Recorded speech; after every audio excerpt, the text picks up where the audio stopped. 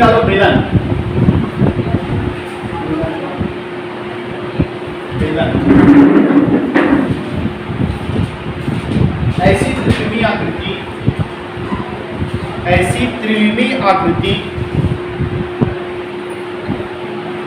जिसका आधार तथा शीर्ष, जिसका आधार तथा शीर्ष एक समान त्रिज्या का वृत्त होता है, एक समान त्रिज्या का वृत्त होता है, बेलन कहलाता है। एक समान वृत्त का त्रिज्य होता है, बेलन कहलाता है। ऐसी त्रिविमी आकृति जिसके आधार और शीर्ष, जिसका आधार और शीर्ष एक समान त्रिज्या वाला वृत्त होता है, बेलन कहलाता है। ठीक है, तो देखो ये एक त्रिविमी आकृति है, ये इसका आधार जो कि कैसा है, वृत्त के आकार का है, और इसका शीर्ष भी कैसा है, वृत्त के आकार का है, और दोनों की त्रिज्याएं जो है क्या है, समान। तो इस प्रकार का जो आकृति बनती है, यही आकृति क्या कहलाती है, बेलन कहलाती है। क्लियर है?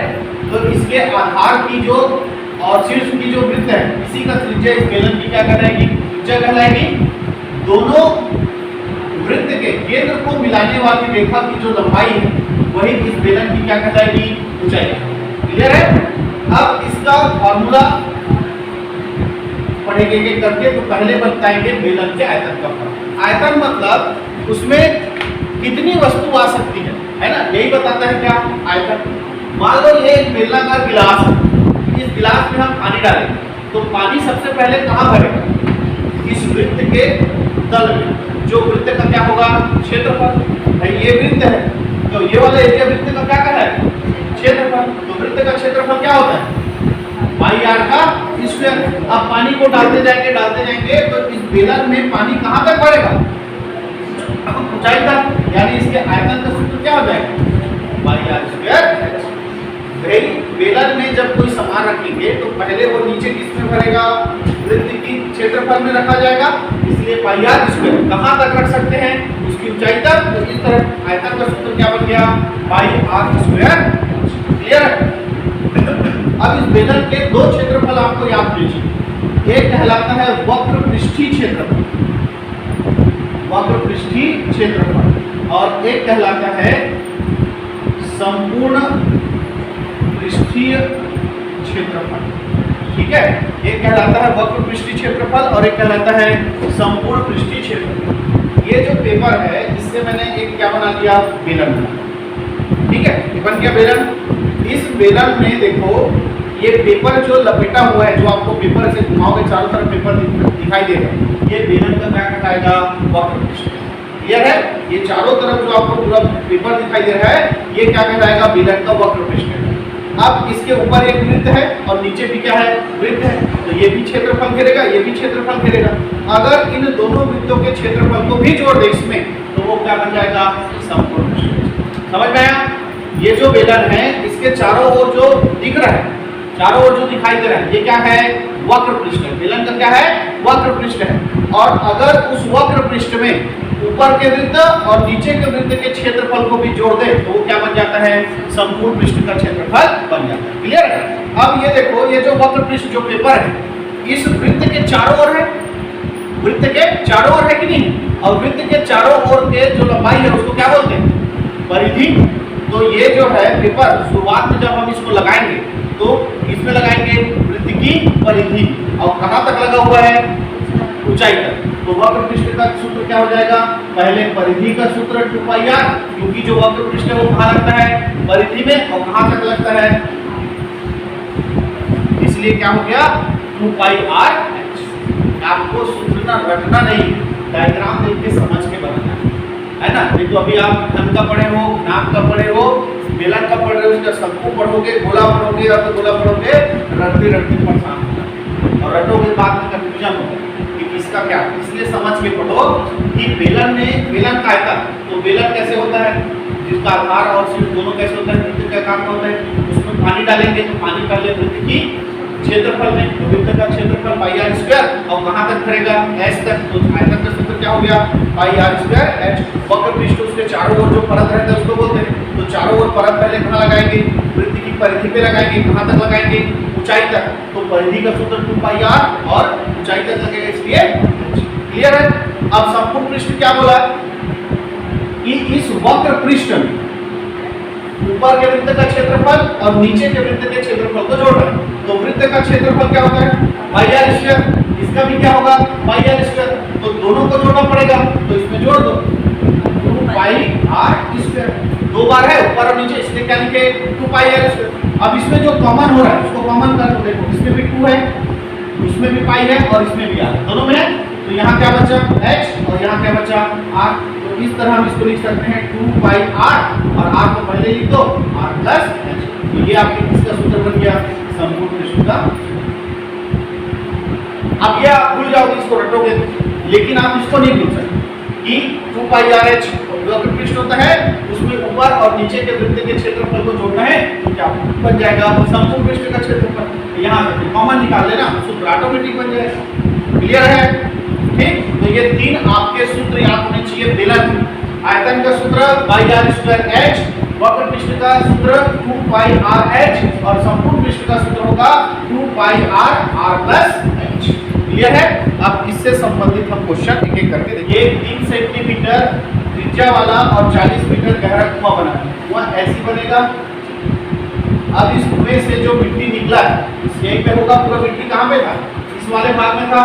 तो पूरा भाग में मिट्टी भरा था, यानी इस कुएं का जो किसके आकार का है, बेलन के आकार का है। तो मिट्टी कितना भरा है जानना है, तो हमको क्या निकालना पड़ेगा, किसी चीज में है ना, किसी वस्तु पर कितना चीज भरा है, ये क्या बताएगा, आयतन बताता है।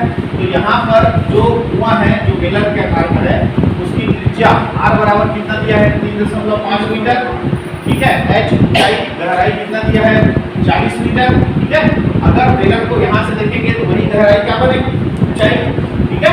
तो यहाँ पर आयतन ज्ञात करना पड़ेगा। आयतन बराबर क्या सूत्र होगा, पाई आर स्क्वायर एच। पाई का मान 22/7, आर का मान दिया है 3.5 का वर्ग और एच का मान कितना है 40। तो 22/7, 3.5 का वर्ग है इसलिए 3.5 का 2 बार गुणा कर दो और गुणा 40। अब 22/7 दशमलव को हटा देंगे तो 35/10 और यहाँ भी 35/10 और गुणा कितना हो जाएगा 40। 7 एकम 7, 7 पंचे 35, 5 एकम 5, 5 दूनी 10, 2 एकम 2 और ये हो जाएगा 2 11 में 22। ठीक है। और ये बढ़ जाएगा, कितना बचेगा 4। इधर बचा 11, 35 और 4। तो 4 का गुणा कर दो, 20 का शून्य हाथ ले दो, 12 और 2 कितना हो जाएगा 14। 11 शून्य में शून्य, 11 चौक 44 का 4, हाथ 4, 11 का 11 और 4 कितना हो जाएगा 15। तो कितना मिट्टी आया होगा, 1540 का मीटर। एक बेलन के वक्र पृष्ठ का क्षेत्रफल 1056 वर्ग सेंटीमीटर है और ऊंचाई 16 सेंटीमीटर है। तो बेलन का आयतन कितना होगा। ठीक है। हमको ऊंचाई h दिया हुआ है कितना, 16 सेंटीमीटर। इसके अलावा हमको वक्र पृष्ठ का क्षेत्रफल कितना दिया हुआ है, 1056। ज्ञात क्या करना है, आयतन। और आयतन का फार्मूला होता है क्या, पाई आर का स्क्वायर एच। तो हमारे पास एच है, क्या नहीं है, आर। तो पहले वक्र पृष्ठ का सूत्र लगा के क्या ज्ञात करेंगे, आर। और वक्र पृष्ठ का सूत्र क्या होता है, 2 पाई आर एच बराबर कितना हो जाएगा 1056। 2 पाई का मान 22/7, आर का मान हमको ज्ञात करना और एच का मान कितना दिया है 16, बराबर कितना हो गया 1056। अब आर का मान निकालना है तो बाकी संख्या को पक्षांतर करेंगे तो 1056 का गुणा होगा 7 का और बटे में आ जाएगा 2 गुणा 22 गुणा 16। ठीक है। काट दो, 2 एकम 2, 2 पंचे 10, 2 दूनी 4, 2 अट्ठे 16। फिर 2 से काट दो, 2 एकम 2, 2 एकम 2, 2 दूनी 4, 2 छक्के 12, 2 चौक 8। फिर किससे कट रहा है, 2 से कट जाएगा, 2 अट्ठे 16, 2 एकम 2, 2 तिया 6, 2 दूनी 4, फिर 2 चौक 8 और ये 2 छक्के 12, 2 छक्के 12, फिर 11 एकम 11, 11 छक्के 66, 2 दूनी 4 और 2 तिया 6। तो ऊपर में देखो 3 बचा है और 7, तो 3 7 कितना हो गया 21 और नीचे में क्या बचा है 2। r बराबर कितना आ गया 21/2। इस मान को कहां रखेंगे आयतन के सूत्र में, तो पाई का मान 22/7, r का मान अभी कितना निकाले हैं 21/2 का घात 2 और h का मान कितना है 16। इसको हल करेंगे, घात 2 है मतलब कितने बार लिखेंगे 2 बार, 21/2 गुणा 21/2 और गुणा कितना हो जाएगा 16, काट दो 2 एकम 2 और ये 2 एकम 2, 2 एकम 2, फिर ये 2 एकम 2, 2 अट्ठे 16 और ये 7 एकम 7 और 7 तिया 21। तो हमारे पास क्या बचा 11 गुणा 3 गुणा 21 गुणा 8 है ना, तो 11 गुणा 3 और 8 का गुणा कर देंगे 8 का मान 8 दूनी 16, फिर 11 और 3 का गुणा करेंगे 3 अट्ठे 24 का 4 5 लाई 2, 3 छक्के 18 और 2 20 का, शून्य हाथ लाई 2, 3 एकम 3 और 2 कितना हो जाएगा 5।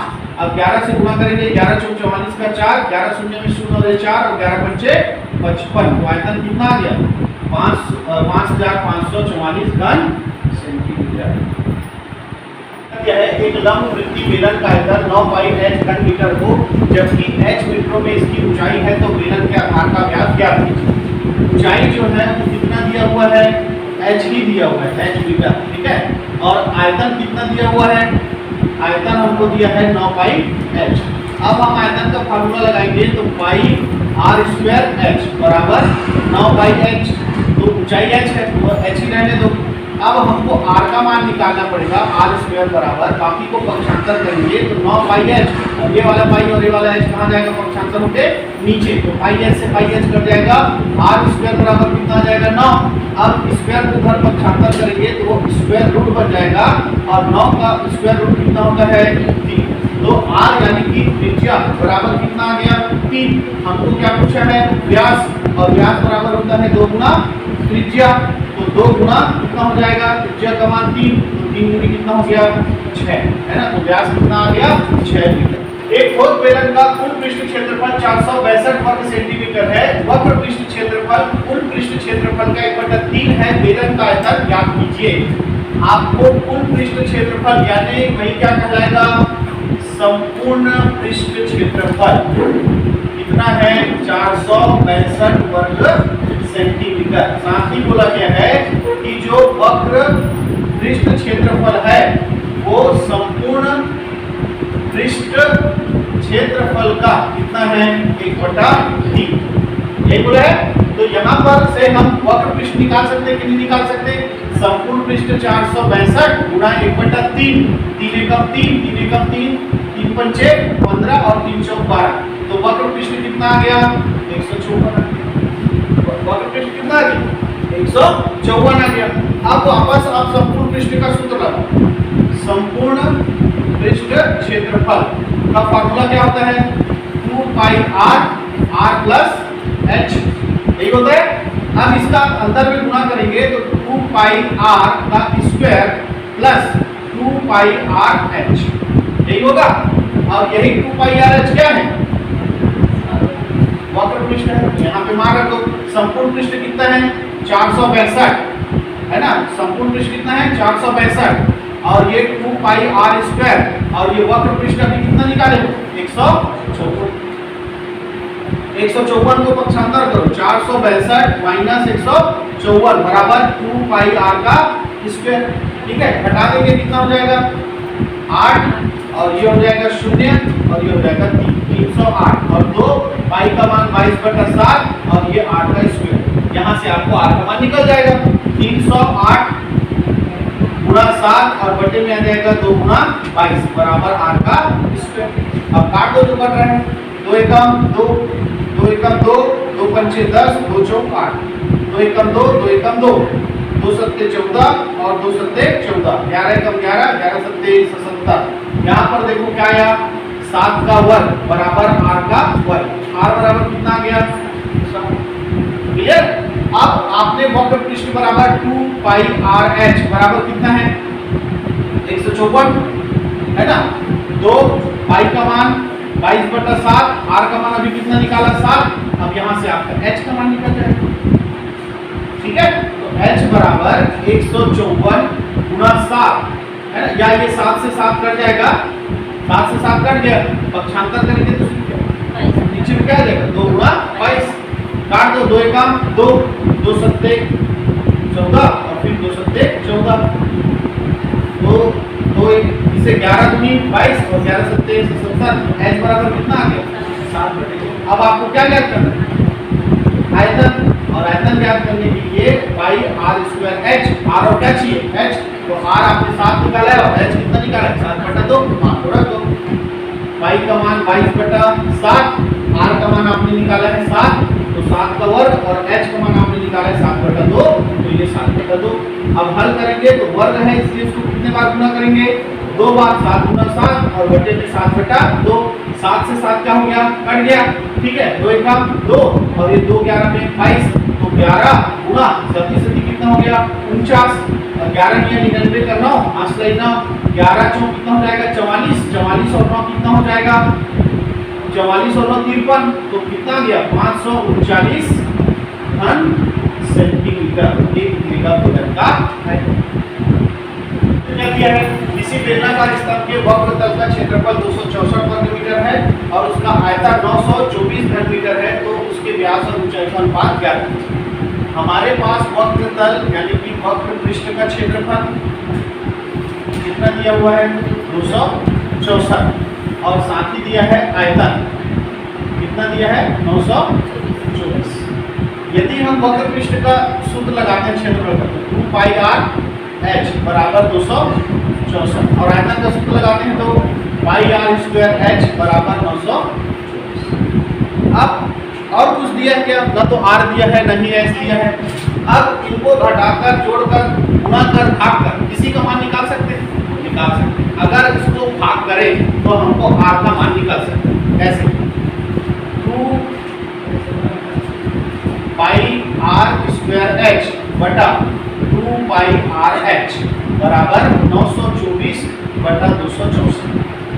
इस आयतन में हमने वक्र पृष्ठ का क्या कर दिया भाग, पाई से पाई कट गया, h से h कट गया, एक r से एक r कट जाएगा, r1 बचेगा ऊपर और बटे में क्या बचेगा, यहाँ पर देखो कट रहे क्या 2 से 2 चौक 8, 2 छक्के 12, 2 दूनी 4, 2 एकम 2, 2 तिया 6, 2 दूनी 4, 2 दूनी 4, 2 तिया 6, 2 एकम 2, 2 छक्के 12, फिर 2 छक्के 12, 11 छक्के 66, 11 दूनी 22, 11 एकम 11, ठीक है।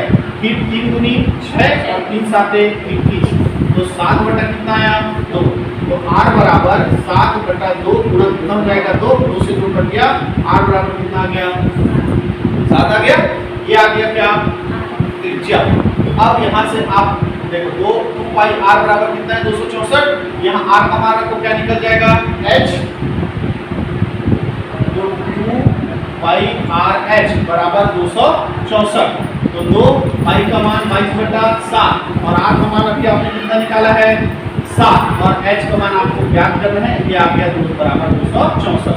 ये 7 से 7 क्या हो गया कट गया, h बराबर 264 बटा कितना हो जाएगा 2 गुणा 22, 2 एकम 2, 2 एकम 2, 2 तिया 6, 2 दूनी 4, फिर 2 एकम 2, 2 एकम 2, 2 छक्के 12, 2 छक्के 12, 11 एकम 11, 11 छक्के 66, h बराबर कितना आ गया 6, h बराबर कितना आ गया 6। अब आपको किसके किसके बीच निकालना है, व्यास और ऊंचाई, व्यास और ऊंचाई के बीच निकालना है आपको अनुपात। तो आपके पास त्रिज्या है तो त्रिज्या से क्या निकालो व्यास, तो व्यास बराबर 2 गुणा त्रिज्या कितना हो गया 14 है ना, तो व्यास का मान कितना है 14 और ऊंचाई का मान कितना है 6। ये कट रहेगा किसी से 2 से 7 बार में और 2 से 3 बार, कितना आ गया